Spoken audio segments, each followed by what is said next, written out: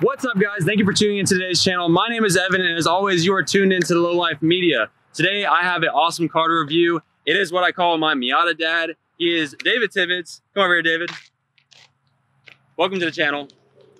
Got it right. So this is my 46-year-old Miata dad. He helped me build my turbo Miata that you guys have seen a review on, which I did in my last video on. And David, kind of tell me about what we've got going on today. This is a 90 B package Miata. Okay, completely stock, right? Bone stock. Motor's bone stock. I'll just leave it at that. It's got a bone stock motor in it. I've done nothing to the motor in the car. All right, yeah, cool. Let's go ahead and check it out. So the outside of the car is, the way I built this car was I wanted it to look just completely bone stock, as close as possible to bone stock. I did have to make some subtle changes, as you'll see later. The biggest noticeable difference is the wheel and tires. They're the 15x7 drag DR44s. I made some custom center caps for them. Put some Yokohama S-Drive 205 5015s just to get this thing to hook up, which it still won't. But it's a lot of fun, and the tires actually are what keep me from breaking parts. Brakes, they're the factory Miata 1.6 brakes. And it has, for springs, it has the factory front Miata spring in the back. And the front spring is actually from a '89 Ford Escort station wagon. Shocks are the KYB AGX adjustable shocks. I put those on there this summer. They're amazing. Car is extremely comfortable. We did a 3,500 mile road trip in this thing. Just this summer, we did the entire long haul of the Hot Rod Power Tour, plus an additional probably 1,200 miles along this trip. So the car performed perfect. In the back here, factory trunk lid with a R package little spoiler lip. I painted up the Mariner blue to look just like the original. It does have a dual exhaust. That's one of the other external modifications I had to make for the car. But if you look underneath the car, both of the exhaust tips on this thing are factory Miata exhaust tips. One's the original one from this car, and the other one is one that somebody cut off and mailed to me, and I welded onto actually the exhaust that I built for this. It's a dual 2¼ inch mandrel bent pipe all the way back into a MagnaFlow TrueX muffler. The Miata badge in the back. I made that. It's a custom badge, just little nod to the what's under the hood. So the seats have been redone about 10 years ago, and it's catskin leather. I had the original cloth seats. They were kind of worn.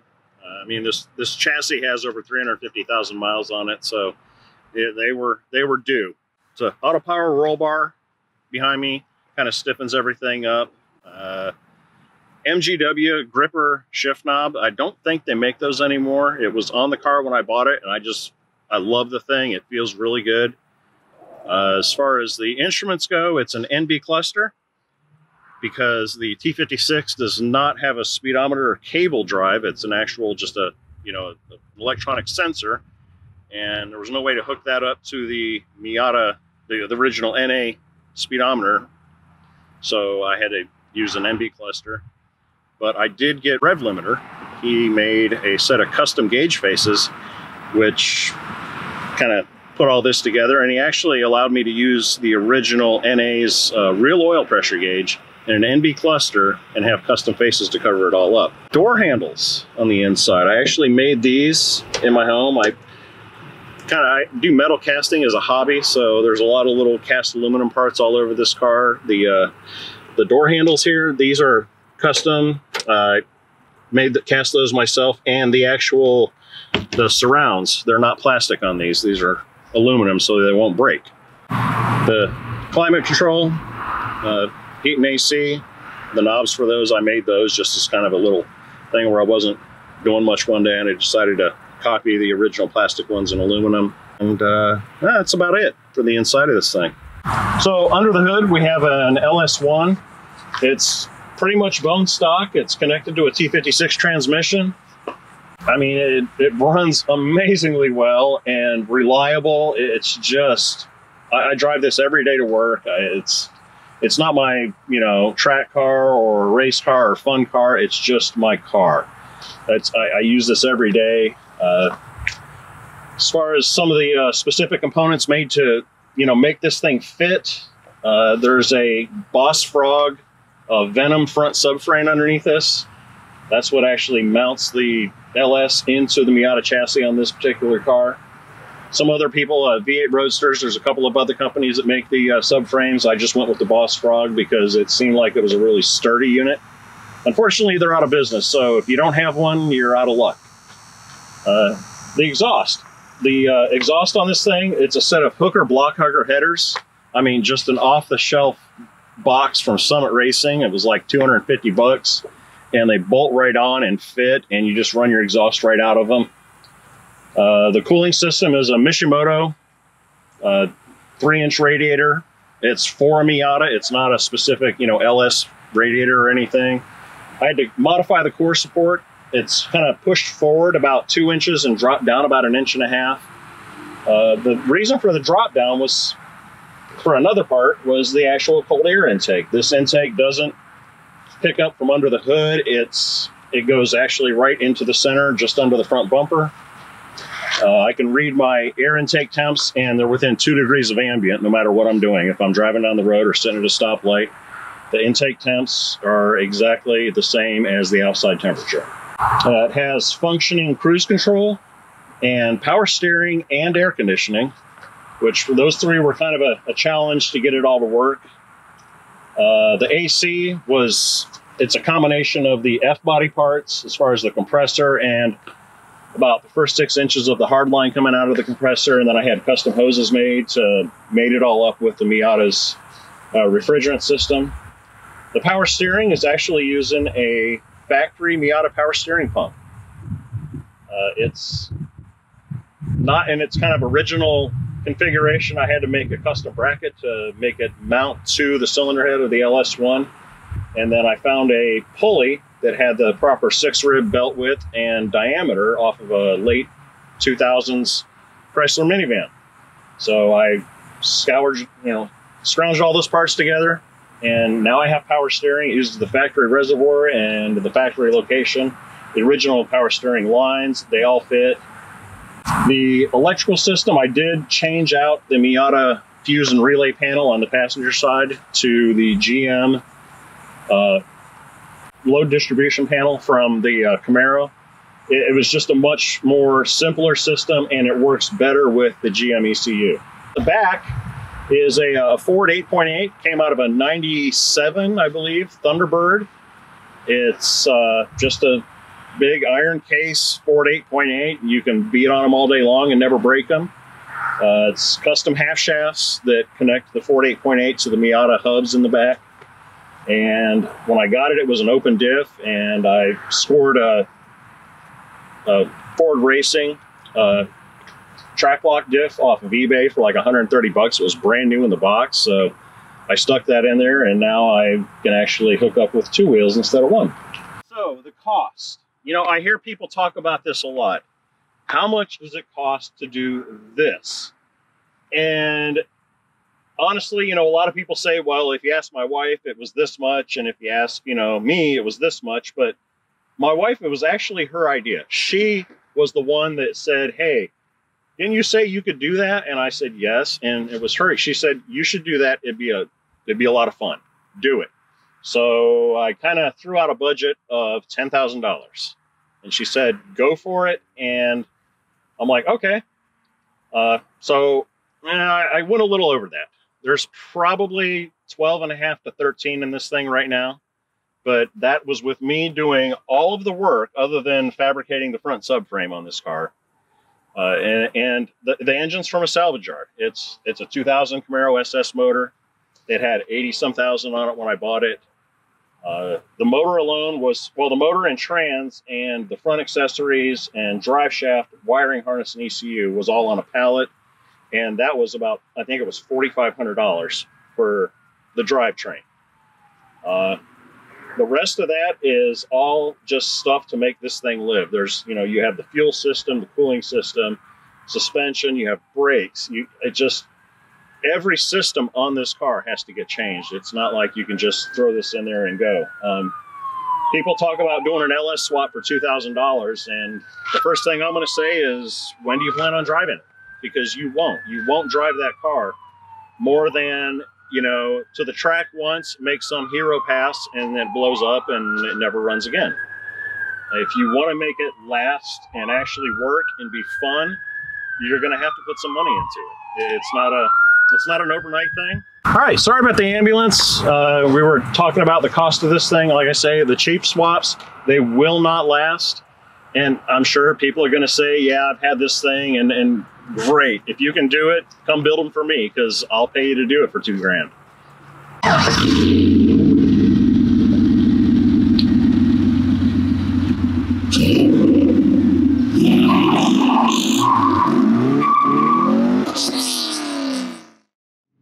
All right, so we are now driving this beast. David, kind of tell me about what I need to expect, or like what should I expect? Because I've only driven, you know, 1.6 Miatas with like 96 horsepower. So now we're driving a how much horsepower car? 365 to the tire. 365 to the wheels. Yes.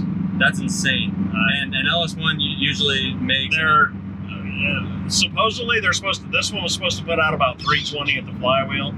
Okay. I haven't done anything to it, but when I bought the motor, I didn't, you know, pull it apart and look for everything. I mean, I took it apart to the point where I left the cylinder heads on it, but kind of re-gasketed everything else, and everything looked original and stock on the inside. But I had it on a dyno, and I'll give you the sheet after this. And yeah, you're good. I believe you. And it actually made another 40 horsepower when I closed the hood. The intake actually dropped the intake charge, or the air charge, that much that it picked up 40 horsepower just by dropping the hood. So the gearbox and the transmission feels awesome in this car. And you said that it's a what kind of transmission again? It's a T56. Okay. Awesome. Just from a 2000 Camaro with just the factory transmission. And what about your differential ratio? It's a 308 gear. Okay. Gosh, yeah, it feels fantastic. Yeah. So a stoplight here. What's really nice is this thing in sixth gear, it has a 0.5 ratio overdrive, and combine that with 308 gear in the back, and when you're on the interstate, you're turning up right around 1800 RPM. Wow. On the interstate, and everything just gets quiet, and it's a pleasure to drive this car on the interstate. When I had the 1.6, you know, the same speed on the interstate, you're turning over 4,000 RPM, and it's just not a comfortable place to be, because it's just too fuzzy. So I'm going to go ahead, if you don't mind, I'm just going to do a kind of like a light pull on this and see That's fine. What it's all about. So I'm super excited. All right. Hit it.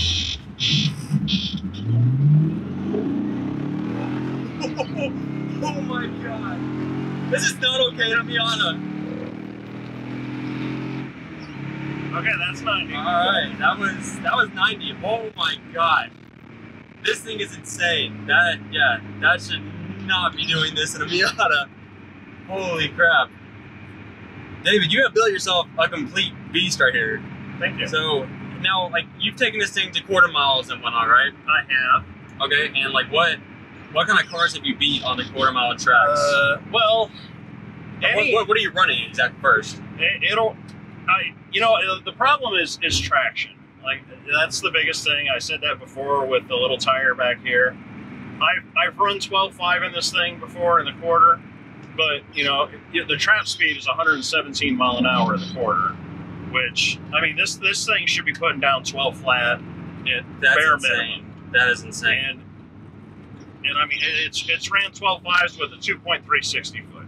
So I think the coolest thing about this entire car is, like, there are specific companies called Monster Miata, right? That's a factory that's basically, or a company that is made to build the LS1 Miatas. Yeah, correct. Monster mainly does Ford stuff. I've heard that they're just now getting into the LS stuff, but Fly Miata will actually build you one of these if you pay them enough money. And you can buy all the parts to do it from them. I did buy their fuel system because it was a one part number kind of deal. You know, one click, and it was all the little fittings, and I mean, it was just all those little hard to find parts. It was all in one bag, and I bought it, and it's worked flawless. But the best part about this entire car is the fact that you built this all in your garage. In my garage. In your garage, that's not even very big. It's not like you have like an actual shop or anything. It's literally just a basic garage, a two-door car garage. I don't have a lift. In a basic neighborhood. I have some, some of my tools and some basic hand tools, and yeah, it took 2 months and from start to finish. I hate to say it because I'm such like a 4-cylinder turbo like noise kind of guy, but this raw V8 is, if I ever want to do a Miata swap, if I ever want to kind of get to that point and buy like a pickup shell, I would definitely consider this, because this is just too much fun. That's the V8 thing, it was something I've always wanted to do. No, it's the torque. I mean, this thing makes 300 foot-pounds of torque. It's insane. I mean, from 1500 RPM all the way through 5000 is over 300 foot-pounds of torque. And you can't get that out of a 4-cylinder. No. I mean, this car, I can be doing 45 mile an hour in 6th gear and actually accelerate out of traffic. You get lazy when you're driving this thing, because you don't have to shift, you don't have to wind it out to, make it go. It just does it. So immediately as I'm driving this car, compared to every other Miata that I've owned, about 3 other ones, you can just feel, everyone's always wondering about like, oh, well, if you're a true Miata enthusiast, you wouldn't put an LS1 in it because of the weight distribution, or how it's gonna just make the car not handle how it's supposed to be from the factory, which I can go ahead and tell you, like, this is completely a-okay. Everything feels just as factory as mine is. The handling is all there. The weight distribution, is completely fine. It didn't upset the balance of the car one bit. Yeah. The car I think it shifted the weight distribution forward about 1%. And it added about 250, 260 pounds to the overall weight of the car. And the biggest weight difference, honestly, is in the transmission. This T56 is a beast of a transmission, but it's down low and it's in the center of the car, so it's pretty well balanced. And you can feel it, because like just in the rear end, like it's just crazy, because like driving this car, you feel the front end engine, you feel it once it take off and lift up. But for the rear end, you can just feel it. It's just massive rear end wise. It just feels massive in the rear end for some reason. Like I don't feel like I can lose traction, but I feel like it can handle it easily, and I don't really have to worry about just completely spinning out, losing traction as much as people feel like you put 350 horsepower in a 2,100 pound car. No, it shouldn't be. It shouldn't be. It's really gradual. It comes on smooth, and I think that's a lot to do with the tires. And like I said, I could put a bigger tire on the back of this thing. I could put a drag slick on the back and go. But it's a sleeper. This whole car is nothing but a sleeper. And that was your main objective. You want to stick OEM plus kind of look. I wanted to just make it look like a factory car that would eat anything that wasn't. I think you accomplished that pretty well. Thank you. If you don't mind, again, I'll just do a quick little have at it. We got a shot. All you got to do is beat old boy in the Jeep to the stripe, man, and you got it. I don't think that 3.6 spinning star can hold it. You might want to put it in first, though. Oh, we don't. Yeah, they're gonna take off. They don't even know we're racing. Yeah. We're just gonna race. Yeah, I mean, look, it doesn't matter who you're racing. You can pull up next to a Lamborghini, but if you beat it off the line, and you're Corolla, then racing's racing. It doesn't matter. Here we go. Stand on it. It's so nasty. All right, that was a 80 pull. Wow, I can't get over that. That is insane. We just blew the other Miata with us. It just, that 1.6 just can't compare. He's about a quarter mile behind us. When you say this, miles per gallon or smiles per gallon, like this is it. This is smiles per gallon. Actually, this car gets better highway fuel economy than it did before. With the 1.6? Yes. I get over 30 miles a gallon in this thing. 30 miles to the gallon. And I used to get about 26, 27 miles per gallon on the interstate. Oh my God. It gets 30 miles per gallon. Yeah, cause in my turbo Miata, because it sits at 4,000 RPM. So ideally, guys, I'm at 60 miles an hour right now. With a 1.6 rear end, you'd be at like 3,700 RPMs at 5th gear. So, and I'm in 5th gear right now. Yeah. At 30, I'm at currently, I said, about 2,000 RPMs right now. Yeah. So, if I'm going 80, drop it into 6th. Even going into 6th, and now I'm down to 1.5 RPMs at 60 miles an hour. Yeah.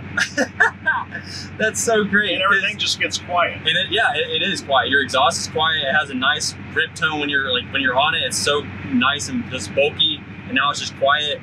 And compared to where my Miata at 80 miles an hour, I'm at 4,000 RPMs, and I'm just draining gas. So it's just that's crazy. That's awesome to think. All right, well, we are about finishing up here. We're coming up to David's house here soon, so I'm gonna go ahead and finish this one out.